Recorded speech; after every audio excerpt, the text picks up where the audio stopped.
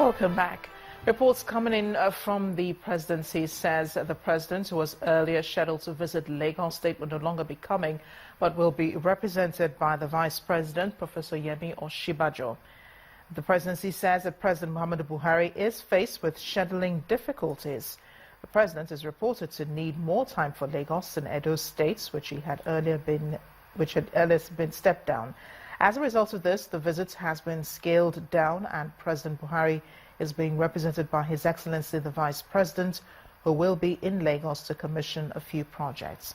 The president will undertake these visits after Ramadan. After 4 years of trial and perseverance, the Nigerian Navy has finally rolled out the first made-in-Nigeria tugboat named Uwu. With this development, the pulling in and out of naval vessels for marine operations will be carried out more effectively and efficiently. The flag officer commanding the Western Naval Command, Rear Admiral Ferguson Bobai, made the statement in Lagos while applauding the efforts of those who saw to the building of the tugboat, which sailed from Port Harcourt to Lagos. He said this will surely open doors to more innovation towards the security of the nation's waterways. The need for all Nigerians to shun corrupt practices has been reiterated by the Church of Nigeria, the Anglican Communion, speaking in Abuja at the closing ceremony of the third session of the 9th Synod of the Diocese of Abuja. The Primate of the Anglican Communion and Bishop of Abuja, the Most Reverend Nicholas Oko, and other clergy explained the crave for individual interests by Nigerians as part of the socio-economic challenges facing the nation.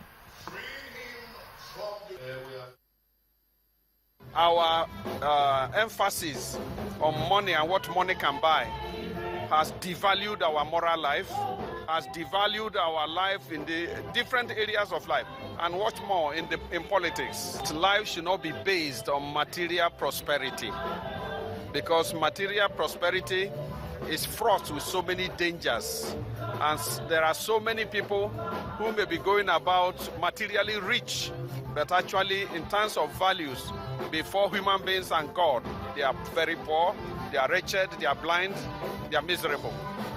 And so the society, the church, and individual families should reorientate their lives towards values that will make them truly rich before men and before God. We should learn to think more of the spiritual essence of our lives, because life here is terminable, and what will matter is how far we have lived it out here in our Christian confession. So my message is that we should get deeper into the things of God and avoid struggle for mundane things, for worldliness, materialism, and what have you, so that we get focus on how we can have a better Nigeria. The Lights of Anambra project has moved over to Nnewi, the industrial center of Anambra State, with the switching on of the completed 4-kilometer street light. Anambra State's Governor Willie Obiano says the project is in the first phase and will span over 10 kilometers in the second phase. The governor advises residents to take ownership of the project and ensure vandals do not make away with any of the electrical fittings. The Light of Anambra project is gradually spreading to various communities and cities.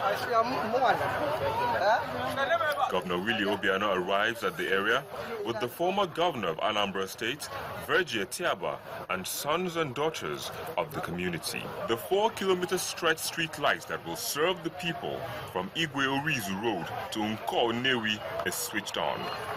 It is really nice to behold this light in Nnewi, the industrial town in Anambra, to the glory of God. Let there be lights. Okay.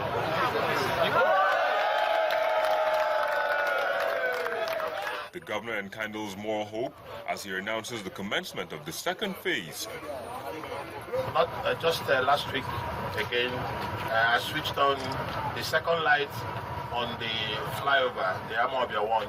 This first batch in the Navy covers 4.5 kilometers.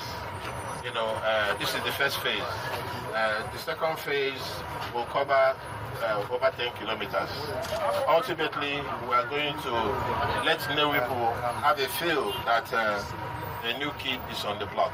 The Commissioner for Public Utilities gives kudos to the governor for his commitment to the project. He assures that the project will improve the lives of the people within a nearby Nnewi industrial hub.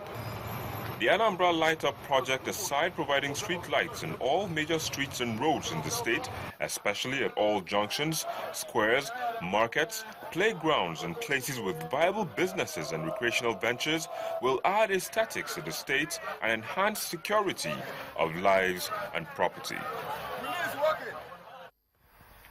Tonight, our community report takes us to Oregbeni area in Ikwoba local government area of Edo State. Residents there are appealing to state and federal authorities to urgently intervene in cases of flooding, which has forced residents to vacate their homes over the last 30 years.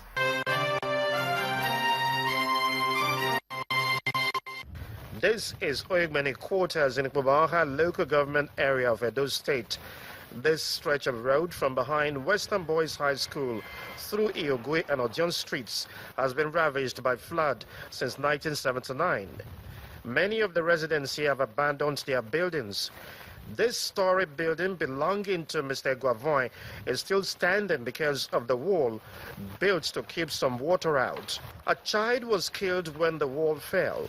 This one was built on 28th September and water all cover all here. The whole children were inside. I was lucky to rescue some of them. Only one died out of them. That is the young 6-month-old. So I remained for the water for 2 days before I was able to recruit people to go help me to Sobio to get the child out. Some neighbors also lost their lives because of the flood. The other one was inside house when the erosion entered. They couldn't come out. Before people can rescue him, he had drunk out of the water. Before rushing him to hospital, a week he died. Adodo, Tubu, or the other people, and I cannot remember their name now. They're appealing for government's intervention. It's really been terrible living down here. For me, whenever I'm going to office or my job, I normally dress up on the way. I come out with my 9 wears because of the flood. Most times to cover me, most times I take permission from my office. I can't come out for like 2-3 days. I want government to come and help us because someone came here when he entered. In 12 November 2008. He came here, he sent people to come and Sovio to come and see here. He sent some European from Lagos to come here. He sent the verification panel from environmental. They came here 3 times. He himself came to United there 2 times. But the Edo State Commissioner for Environment says there are 23 of such sites in Benin City, requiring over 160 billion naira to fix, adding that they had to make the difficult choice of prioritizing. To fully execute the stormwater master plan is going to take between 25 to 30 years. That is going to go beyond at least 2 governments. And how far it will go is also dependent on the revenue that the state gets and also the weather conditions. The commissioner added that the previous administration did not take due cognizance of erosion control before embarking on the Benin-Auchi Road construction, a situation that compounded the problem.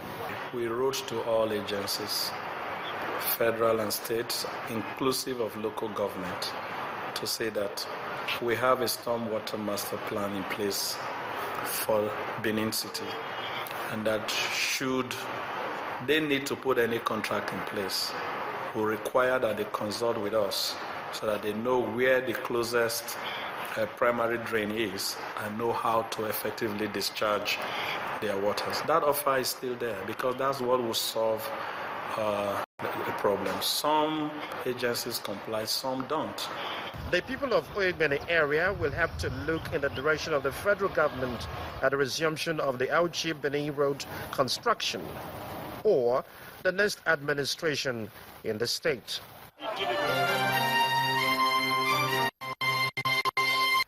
Let's turn to the arts now. Identity Crisis is an exhibition of arts and artifacts that trace the history of the nation across the pre-colonial and post-colonial era. The works on display talk about Nigeria's history, and it gives children a window into past events that shaped the nation.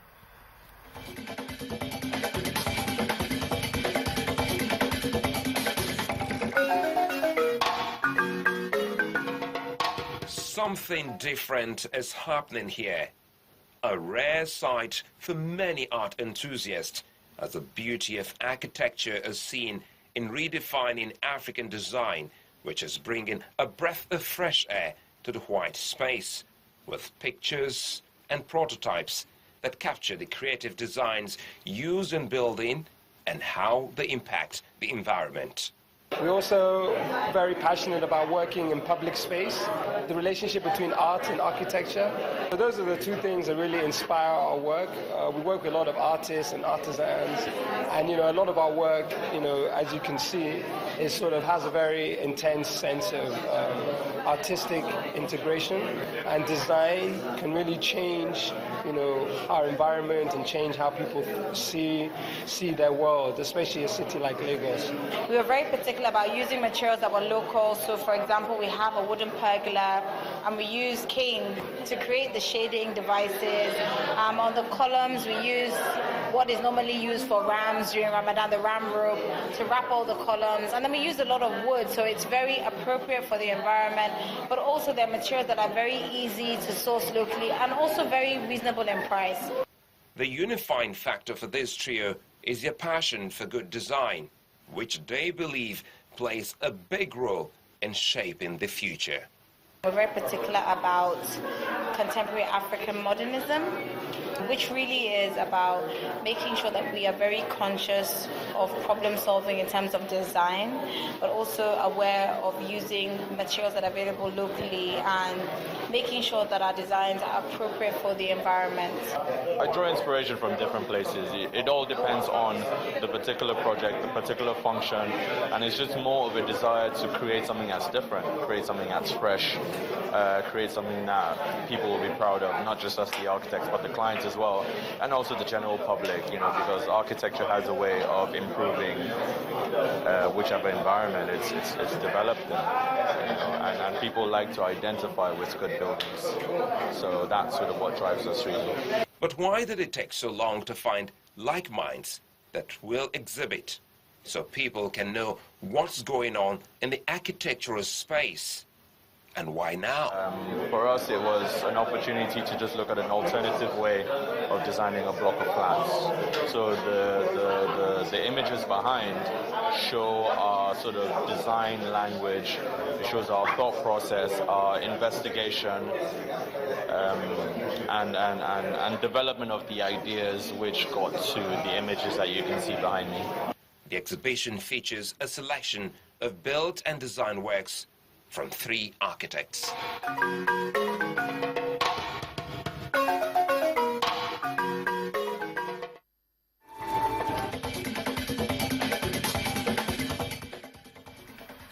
Still ahead of the news at 10, 36 goals scored in 6 matches on day 1 of the channel's television's Kids Cup in Lagos. As participating schools begin quest to win the tournament. We'll have details on sports news. Please join us again.